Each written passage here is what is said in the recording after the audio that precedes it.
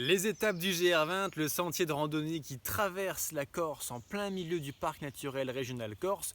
Bonjour les amis, bonjour et bienvenue dans cette nouvelle vidéo. Aujourd'hui, on va parler de ce GR20, ce sentier de randonnée qu'on appelle la randonnée la plus difficile d'Europe. Et au cours de cette vidéo, on verra plusieurs points. Tout d'abord, on parle des étapes du GR20. Et qu'est-ce que c'est les étapes? Il y en a 16 étapes officielles. En quoi elles consistent? C'est ce qu'on va voir ensemble. Ensuite, on parlera des refuges. Le PNRC, le parc naturel régional Corse, inclut certaines règles, notamment l'interdiction de bivouac. Donc il faut absolument aller dormir dans des refuges ou dans les aires de bivouac situées autour des refuges. Qu'est-ce qu'on y trouve? Comment ça se passe? Comment réserver?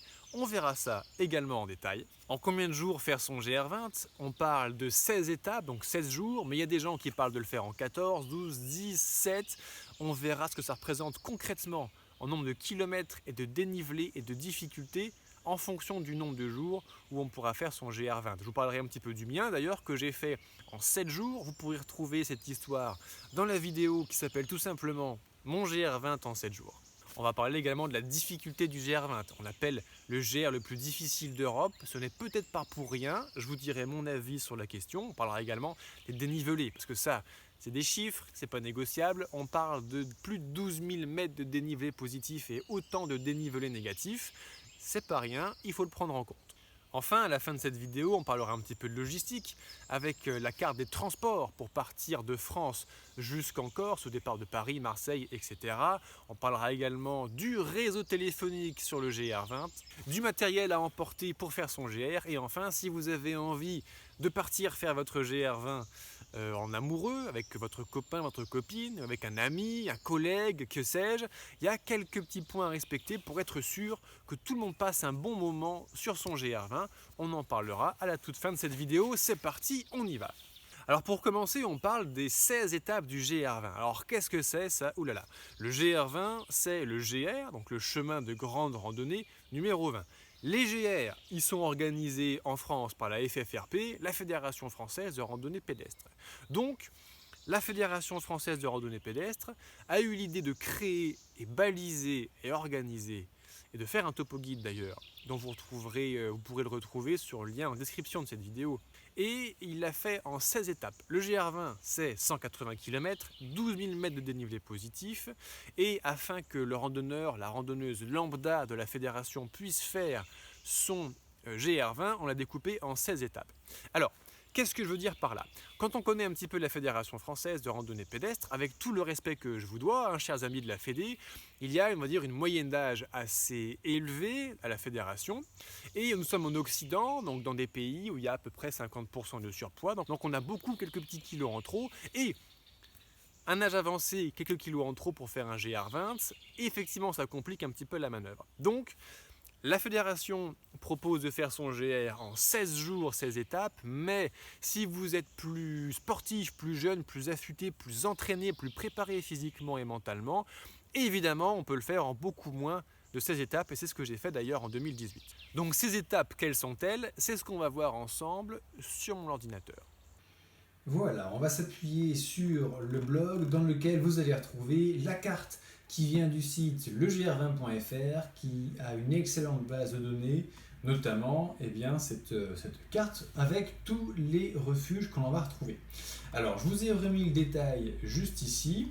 Et dans la liste des étapes du GR20 à télécharger que vous trouverez en description de cette vidéo, vous allez retrouver dans le fichier donc toutes les étapes, les 16 étapes du GR20 en fonction de si vous le faites dans le sens nord-sud ou dans le sens sud-nord, puis après on verra un peu plus tard dans la suite de la vidéo les nombres de jours.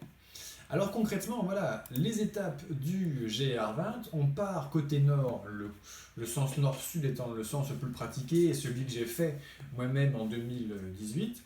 On démarre de Calenzana, qui est situé au nord-ouest de la Corse, donc pas très loin de la côte, notamment de Calvi et Isola Rossa, qui sont deux points de chute pour arriver en Corse depuis la France. On en reparlera également un petit peu plus tard. Et on arrive au refuge d'Ortu di Upio. Première étape. Et cette première étape, on va swifter un petit peu sur l'autre. Elle va faire en 11 km avec 1360 mètres de dénivelé positif. Évidemment, on arrive au niveau de la mer on va monter à 2000 avec une pointe à 2500 mètres quand on passera à côté du Monte Cinto à l'étape numéro 4. Donc forcément, les premières étapes, c'est beaucoup de dénivelé positif, même ça le terrain n'est pas très technique. Ensuite, deuxième étape, on repart de notre refuge d'Ortidio Piobu pour aller au refuge de Carozzo. Alors, la prononciation des noms corses, chers amis corses, je vous prie de bien vouloir m'excuser. Je ne sais pas parler votre langue, donc je ne sais pas si je vais bien prononcer les noms de vos lieux-dits. C'est compliqué parce qu'en fonction des sources qu'on trouve sur internet, soit on prononce OU, U, O, donc je ne sais plus trop. Ne plastiquez pas ma baraque pour autant, s'il vous plaît, je n'ai rien contre vous, mais pardonnez-moi si j'écorche un petit peu le nom de vos patelins. Alors ensuite, on va aller à la troisième étape, on va arriver à la station d'Ascutagnu. Et là, en fait, c'est pas vraiment un refuge, c'est une station. C'est-à-dire que avant, lorsqu'il y avait suffisamment d'enneigement, c'était une station de ski. Maintenant, je crois qu'il n'y a plus assez d'enneigement à cette altitude, donc elle ne doit pas vraiment fonctionner ou plus vraiment fonctionner. Par contre, ça fait qu'il y a un bâtiment avec une grosse capacité de couchage, une grosse capacité d'accueil, une route qui arrive, donc c'est un point important en termes de logistique pour notre GR20. La quatrième étape, oh là là, qui part de la station d'Ascutagnu jusqu'au refuge de Tigjetu, c'est l'étape la plus difficile de tout le GR20 et l'une des étapes les plus difficiles des 15 000 km de trek que j'ai fait à titre personnel en Europe. Donc voilà, c'est la plus difficile. En fait, de la station d'Ascutagnu, on va monter jusqu'au col du Monte Cinto, donc qui est le toit de la Corse, c'est-à-dire le point le plus haut de la Corse. Et ensuite, on va redescendre, mais par la ligne de crête jusqu'au refuge de Tigjetu. Alors avant le dramatique accident qui a beaucoup fait parler de lui sur le cirque de la solitude, eh bien, on descendait dans le cirque et on remontait de l'autre côté. Depuis l'accident, l'itinéraire a été modifié par la Fédération française de randonnée pédestre et donc on passe par la ligne de crête. C'est absolument magnifique, mais c'est impressionnant, c'est un passage vertigineux. Et moi qui ai le vertige, franchement, sans la préparation physique que j'avais et sans l'accoutumance au vertige que j'ai fait avant de partir sur mon GR20, ça aurait été un peu compliqué. Mais en étant bien préparé, ma foi, tout s'est bien passé. Alors ensuite, je crois que je vais aller ouvrir la porte parce que le son va être certainement un petit peu mieux si on fait ça comme ça. Ensuite, du refuge de Tigjetu, on va au refuge de Ciotulu di Mori, puis à Mangano, puis à Petrapiana, puis à Londa, puis à Vizzavona. Alors Vizzavona, c'est pas un refuge, c'est une ville, une vraie ville avec des refuges, des auberges, des hôtels, avec des habitants dedans, avec des restaurants, un fameux restaurant d'ailleurs, une gare qui passe, on en reparlera dans la section transport à la fin de cette vidéo. Donc c'est une ville entière et vous allez y trouver beaucoup de choses. D'ailleurs, Vizzavona, c'est un peu, de manière symbolique, la séparation entre la partie nord du GR20 et la partie sud, puisque c'est situé vraiment au milieu, là, hop. Donc le GR Nord, la partie la plus montagnarde, la plus difficile, notamment dans la quatrième étape qui est juste ici, et le sud, il y a beaucoup moins de dénivelé, un terrain beaucoup moins technique, bien que les étapes soient plus longues, d'ailleurs on peut les recouper quand même, eh bien c'est plus facile. Donc ensuite, deuxième partie, la partie sud du GR20, on va aller à Campanelle, Prati, Usciolu, Amatalza, Asinao, Ipaliri, où vous aurez une magnifique variante d'ailleurs à cette étape que je vous conseille, qui est la variante des aiguilles de Bavella, qui sont magnifiques. Et enfin, 16e et dernière étape de Ipaliri jusqu'à Conca. Conca arrivé, félicitations, vous avez réussi à faire votre GR20. D'ailleurs, toute la donnée des étapes, leurs kilomètres, leur dénivelé, les variantes, vous pourrez les retrouver en téléchargeant les étapes du GR20, le fichier dont vous trouverez le lien en description de cette publication pour l'avoir sous les yeux. Alors le parc naturel régional, le PNRC Corse et les refuges, comment ça marche? Concrètement, il est strictement interdit, pour faire simple, de bivouaquer dans l'intégralité du PNRC, qui recouvre une bonne partie de la surface de l'île de la Corse et 100% du tracé du GR20 de toute façon. Interdit de bivouaquer en sauvage, donc nous devons soit dormir dans les bivouacs, soit dans les aires de bivouac qui sont situées aux alentours des refuges. Donc soit vous prenez votre tente pour partir le faire en autonomie, soit vous louez une tente sur place ou vous dormez sur place en refuge, mais les places sont chères. Le GR20 de mémoire, c'est plus de 20 000 candidats par an. Les nombres de places est très limité, il y a des refuges parfois de 12-15 places à l'intérieur. Donc si vous voulez préparer votre GR20 et dormir en dur, il faut réserver. Pour ce faire, le PNRC a mis en place une plateforme de réservation en ligne qui regroupe les 16 hébergements. Vous retrouverez cette plateforme de réservation en description de cette publication et vous pouvez à l'avance réserver tel jour, telle date et voir les places qu'il y a disponibles. Attention, depuis 2022, par un arrêté municipal, les départs de Conca sont interdits après 11 heures. Pourquoi ? Parce qu'en général, c'est bon de partir tôt sur le GR20 pour tout le monde, mais les gens qui partent, alors qu'ils sont limite suffisamment affûtés physiquement et accoutumés à la montagne pour faire une étape par jour et qui partent après 11 heures de Conca, ça finit tard sur les sentiers, donc on se pète les risques d'orage, les risques d'accidents qui sont liés aux orages. Rappelez-vous le dramatique accident du cirque de la solitude qui a coûté la vie à plusieurs randonneurs, randonneuses. Ça s'est passé justement sur le GR20 en milieu fin d'après-midi avec un orage qui a éclaté. Donc interdiction de partir après 11 heures par arrêté communal. Alors en combien de jours faire son GR20 ? Ça c'est une excellente question. Quand j'ai préparé mon GR20, j'avais entendu tout, mais absolument tout et n'importe quoi. C'est ça qui est un peu compliqué dans la vie et surtout sur internet. C'est-à-dire qu'il y a des gens qui m'ont dit le GR20 c'est 16 étapes, 16 jours, tu peux pas faire moins sinon tu vas te blesser.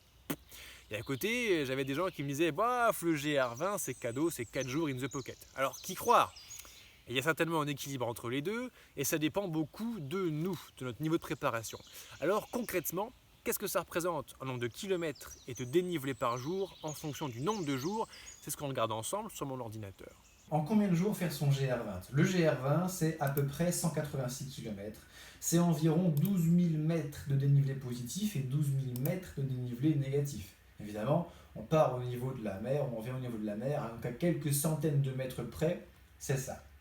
Donc, si on fait notre GR20 en 16 jours, une rapide équation nous permet de calculer que ça fait une moyenne de 11,6 de 11 km et demi par jour en se mangeant 750 mètres de D+, et autant de D-. Si on fait, alors ça c'est la base, et donc on a beaucoup parlé au début de cette vidéo sur le fait notamment que le GR étant fait, les étapes officielles du GR20 étant faites par la Fédération française de randonnée pédestre, eh bien, il faut, pour qu'il soit accessible à tout le monde, la FFRP prévoit de le faire en 16 étapes, ce qui fait de toutes petites étapes. Cependant, effectivement, en plus des dénivelés, il y a une forte technicité de terrain, voire des passages vertigineux. Bon, si vous le faites en 14 jours, je vais prendre les nombres de jours dont on parle le plus pour accélérer la manœuvre. 14 jours, ça fait 13 km par jour, 850 mètres de D+, et autant de D-. Si vous le faites en 12 jours, on monte à 15 km, 1000 mètres de D+. À 10 jours, on arrive à 18 km, 1200 mètres de D+. Donc ça commence à être sérieux. Ça commence, à partir de 10 jours, à s'adresser uniquement aux randonneurs qui ont pied montagnard, qui sont affûtés, qui sont prêts. Ceux qui le font en 7 jours, j'ai fait mon GR20 en 7 jours par exemple, ça veut dire qu'on se mange 26 km et demi par jour et 1700 mètres de dénivelé positif et autant de dénivelé négatif. Ça commence à causer. Quand j'ai fait mon GR20, moi j'avais fait 3 GR en un, c'est-à-dire que j'ai fait mon GR5 alpin, mon tour du Mont Blanc et mon GR20. Et il se trouve qu'en regardant mes données, en ayant cumulé les 3, ça fait en gros un mois de GR en haute montagne, je suis arrivé à 28 km par jour de moyenne et 1818 mètres de dénivelé positif. Encaisser le rythme sur quelques jours de GR20, évidemment c'est plus facile, mais à long terme, c'est ce que je suis capable d'accomplir avec une excellente préparation physique. Donc c'est du sérieux. Et enfin, si on le fait en 6 ou en 5 jours, vous voyez ce que ça représente concrètement. Voilà, faire son GR20 en 5 jours, ça veut dire se payer 37 km tous les jours, 2400 mètres de D+, tous les jours et 2400 mètres de D- tous les jours. Je ne connais pas beaucoup de randonneurs capables de faire cela sans se blesser. Je ne connais pas beaucoup de ménisques, de ligaments croisés, de chevilles qui sont capables de se payer 2400 mètres de D- tous les jours, plusieurs jours d'affilée, sur un terrain extrêmement minéral, avec un sac de 10, 12, 15 kg dans le dos, sans se blesser. Vous faites ce que vous voulez avec vos genoux, votre corps, mais je vous invite à toujours écouter votre corps et si possible à être raisonnable, même si on a envie de s'offrir un beau challenge sur le GR20. Pour ma part, j'ai fait mon GR20 en 2018. Donc à nouveau, vous retrouverez la vidéo si ça vous intéresse de mon récit. Et ce qui s'est passé à l'époque, c'est que j'ai fait mon GR20 en 7 jours. Alors attention, on va commencer à être précis sur la question. On reparle dans un instant de la difficulté du GR20, c'est voir quel niveau de préparation il faut avoir. Quand les gens disent « Ah, moi j'ai fait mon GR20 en 7 jours, je suis un ouf », ils ne vous parlent que de leur performance physique, qui est une belle performance, un beau challenge. Si vous avez des choses à prouver, vous mettre au défi, le GR20 c'est un excellent défi physique, effectivement. Par contre, en général, ils vous parlent peu ou pas assez à mon goût de leur préparation physique. On n'improvise pas un GR20 en 7 jours. Non, c'est pas vrai. Et en 4 jours, on ne l'improvise pas, c'est extrêmement dangereux. Donc, je vais vous parler de comment je me suis préparé à l'époque et ce qu'était mon GR20. Concrètement, pour ceux qui ne me connaissent pas encore, les randonneurs, les randonneuses qui seraient en train de me découvrir sur cette vidéo, je suis David Blondeau, je suis un randonneur passionné et un formateur en randonnée depuis 2017. Avant, dans la vie, j'ai été banquier pendant 7 ans et au bout de 7 ans, être assis sur une chaise dans un bureau à m'ennuyer, j'ai décidé de tout quitter pour partir vivre ma vie. Donc j'ai commencé par partir marcher 15 000 km de trek, donc j'ai passé 1 an et demi dehors, tous les jours, toutes les nuits, à dormir dans ma tente.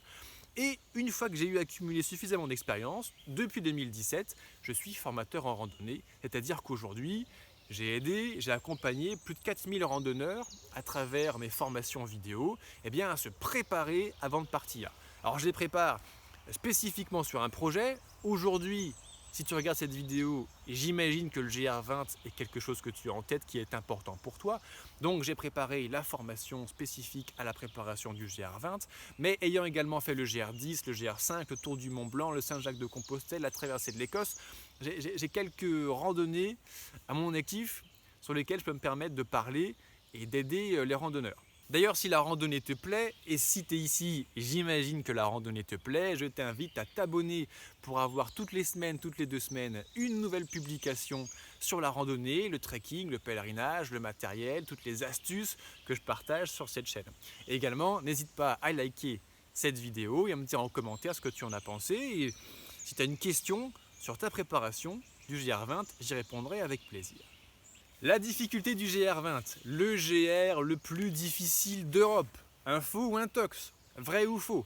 Ah, alors il y a 2 choses. C'est-à-dire qu'ici, on est sur YouTube, Facebook, mon article de blog, mon Instagram. Je ne sais pas par où est-ce que tu es passé pour voir cette publication, mais il s'agit d'un média grand public, ouvert à tout le monde, que tout le monde peut voir. Le problème du GR20, c'est qu'il est difficile. Et quand un GR est très médiatisé, il y a beaucoup de gens qui rêvent de le faire et qui y vont sans être préparés. C'est là que les conneries commencent, c'est là qu'il y a des blessés, voire des morts. Bon, alors ça peut. Alors, donc je vais dire, sur ce réseau grand public où on est, oui, le GR20 est le GR le plus difficile d'Europe. Bon, alors après, tu sais, des fois sur YouTube, on peut mettre chaîne interdite aux moins de 18 ans. Bon, moi mon contenu, il n'est pas explicite sexuellement, donc je n'ai pas mis interdit aux moins de 18 ans. J'aurais pu mettre interdit aux gens qui ne peuvent pas marcher plus de 25 km par jour avec un sac de 15 kg en moins de 7 heures, mais c'est pas le sujet, je m'adresse à tout le monde, donc tout le monde va écouter potentiellement cette vidéo. Entre nous, je vais te dire que si tu es un randonneur expérimenté, avec le pied fait, avec quelques milliers de kilomètres au compteur, si tu es habitué au GR de haute montagne, si tu as un matériel fin, si tu as une bonne préparation, si ton corps est prêt, alors le GR20 n'est peut-être pas le GR le plus difficile d'Europe. En tout cas, pas la randonnée, pas le trek le plus difficile que j'ai fait. Par contre, en termes de GR, donc un sentier de grande randonnée, qui est une marque déposée par la fédération, oui, effectivement, le GR20, c'est la randonnée balisée par la FFRP la plus difficile de France. Il est plus difficile que le TMB. Concrètement, le GR20, on parle de faire 180 km environ et 12 000 mètres de dénivelé positif. Il y en a même qui disent qu'il fait 13 000, 14 000. Retenons ce chiffre de 12 000 qui fait à peu près consensus quand on cherche de la donnée. Bon, c'est plus en termes de chiffres purs que le Tour du Mont Blanc par exemple. Imaginons que le GR20 ce soit une ligne de 180 km de long et de 12 000 km de haut. Ça voudrait dire qu'en fait, c'est une randonnée avec une pente en moyenne de 6,6%. Alors en vérité, vu qu'il y a 6,6% en dénivelé positif et autant en négatif, ça fait comme si on était sur une pente moyenne de 13,2%. Donc on est toujours en train de monter, toujours en train de descendre, comme sur tous les GR de montagne d'ailleurs, mais particulièrement sur celui-ci. On a 13,2% de pente moyenne sur le GR20, sur un Tour du Mont Blanc, pour ceux qui le connaissent, le TMB, on est un petit peu en dessous, on est à 12,5-13%. Pour ceux qui sont frottés un petit peu au GR5, sur le côté alpin, la grande traversée des Alpes, ou le GR10, la grande traversée des Pyrénées, qui sont de magnifiques GR avec de forts dénivelés, on n'est pas à ce niveau-là, hein. On est à 11-12%.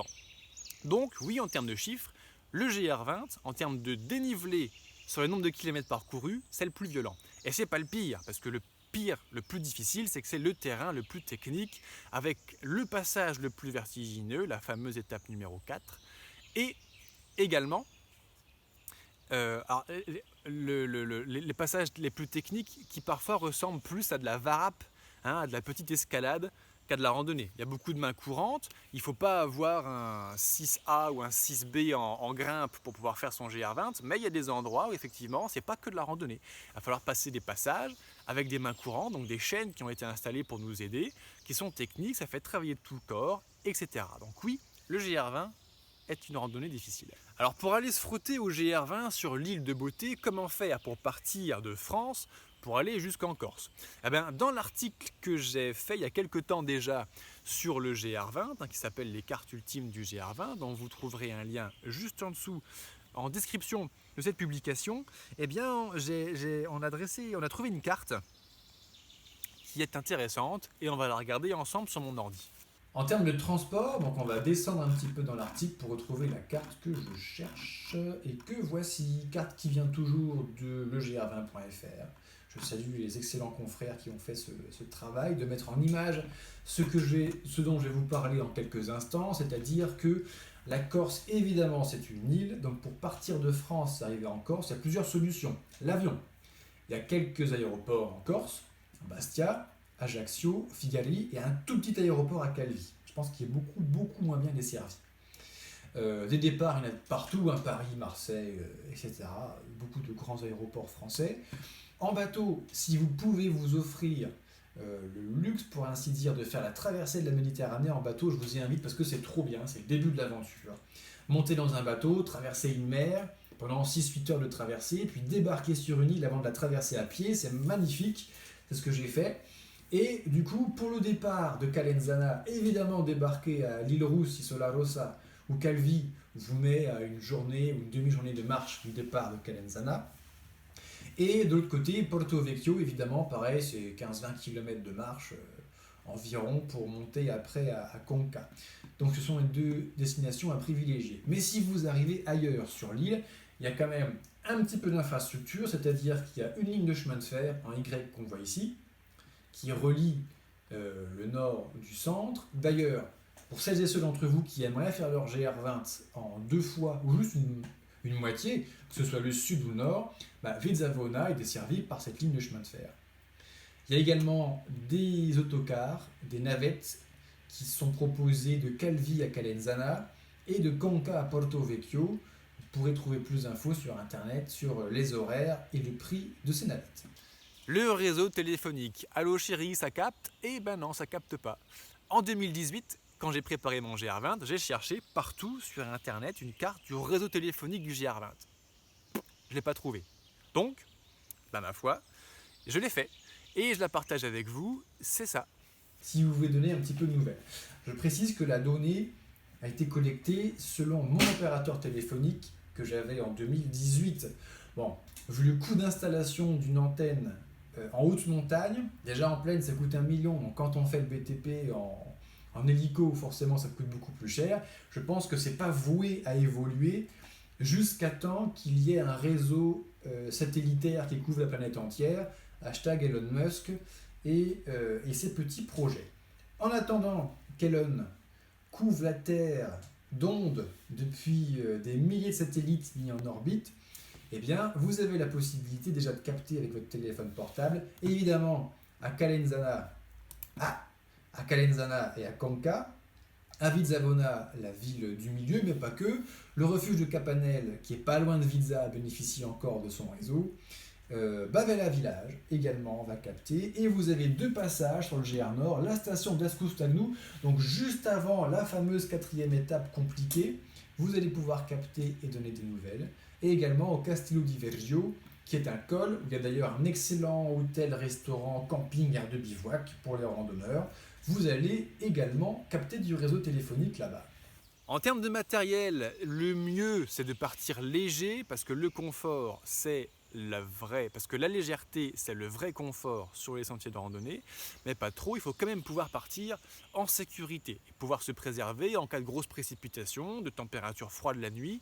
Même sur la haute saison, juillet-août, on peut se prendre des nuits, des gelées blanches à 0 degré, on peut se prendre des gros orages, ça arrive tous les ans, la Corse c'est quand même un peu un nid à orage, donc il faut avoir quand même suffisamment de matériel. Je mettrai le matériel essentiel que j'ai pris pour faire mon GR20 en description et un lien également vers la liste de matériel de randonnée à télécharger que je t'ai préparé. Et enfin, si tu veux partir faire ton GR20 et partager cette expérience extraordinaire, parce que le GR20, il s'agit de monter quand même sur un sentier de randonnée à environ 2500 mètres d'altitude, sur une ligne de crête où à droite tu as la mer Méditerranée, à gauche tu as la mer Méditerranée, et c'est absolument magnifique. Mais il se mérite quand même. Déjà, il faut être prêt et savoir qu'on est prêt soi-même avant de partir le faire. Et si en plus on part en couple, avec ton chéri, ta chérie, un ami, un collègue, qu'importe, il faut être sûr que tout le monde passe un bon moment. J'ai fait une vidéo il n'y a pas si longtemps que ça, aussi quand même c'était pour la Saint-Valentin de 2021, ça fait 1 an et demi maintenant, qui s'appelle « Randonnée en couple ». Cette vidéo, à ma surprise totale, a été un énorme bide. C'est incroyable. Sur internet, en France, quand on regarde les questions qu'on se pose sur le GR20, alors quel matériel faut-il acheter, quelles chaussures faut acheter, comment il est dur le GR20, etc. Mais à aucun moment, on se pose la question comment faire pour randonner en couple, comment faire pour partager l'expérience de la rando en couple. D'ailleurs, à l'époque, j'avais lancé la préinscription au programme de formation vidéo randonnée en couple, qui a été un bide total. Il n'y a que 17 personnes qui sont préinscrites. D'ailleurs, je vous en présente mes excuses, chers amis randonneurs. L'ouverture de cette formation est différée parce que apparemment ça n'intéresse personne. Donc, j'en dis pas beaucoup plus dans cette vidéo pour aujourd'hui, mais si le sujet de partir en couple ou en ami faire le GR20 vous intéresse, soyez vigilants pour être sûr que tout le monde passe un bon moment. Pour ce faire, allez voir la vidéo randonnée en couple et tout se passera bien. Petite anecdote, cette vidéo a été inspirée par une histoire vraie, c'est-à-dire que le jour où je suis arrivé en Corse, à Conca, au départ nord, sur les premières centaines de mètres que j'ai fait sur le GR20, j'ai croisé un couple de petits jeunes qui redescendaient, Vincent et Léa, que je salue au passage. Alors moi j'étais en train de partir, j'étais à fond la caisse, boum boum boum, allez on y va, et eux ils étaient là, je leur dis alors comment c'était bien, et là je vois leur tête se déconfire devant moi, Léa qui regarde Vincent avec des éclairs qui lui sortent des yeux comme ça pour l'électrocuter, parce qu'apparemment Vincent était un randonneur un peu plus expérimenté que sa chérie. Il s'est dit, j'aime la randonnée, je vais faire un GR20 avec ma copine, qui n'a jamais fait une randonnée plus de 15 km de sa vie. C'était pas une bonne idée, leur couple en a été sévèrement fragilisé. Heureusement, ils ont abandonné avant que ça se finisse mal sur les sentiers. Mais ce que j'aimerais, pour un monde meilleur, c'est que les randonneurs se préparent eux-mêmes avant de partir et que tout le monde, et qu'on soit sûr que tout le monde dans le groupe, dans le couple, soit prêt à aller se frotter au GR20 qui ne s'improvise pas. Voilà les amis, c'était un plaisir de partager mon avis, mon opinion, mon expérience avec vous sur le GR20, la traversée de la Corse. Si vous avez apprécié cette vidéo, n'hésitez pas à me remercier en me mettant un like, en me mettant un petit commentaire. Je les lis tous, j'y réponds à tous, ça me fera plaisir. Abonnez-vous si vous aimez la randonnée. Vous allez avoir des astuces, des rétextes de matériel, des vlogs. On va repartir dans quelques semaines marcher ensemble en vlog avec la caméra sur de magnifiques GR en France, donc c'est l'occasion de s'abonner maintenant pour profiter de tout ça. Je vous souhaite une excellente fin de journée, à très bientôt pour une prochaine vidéo, ciao!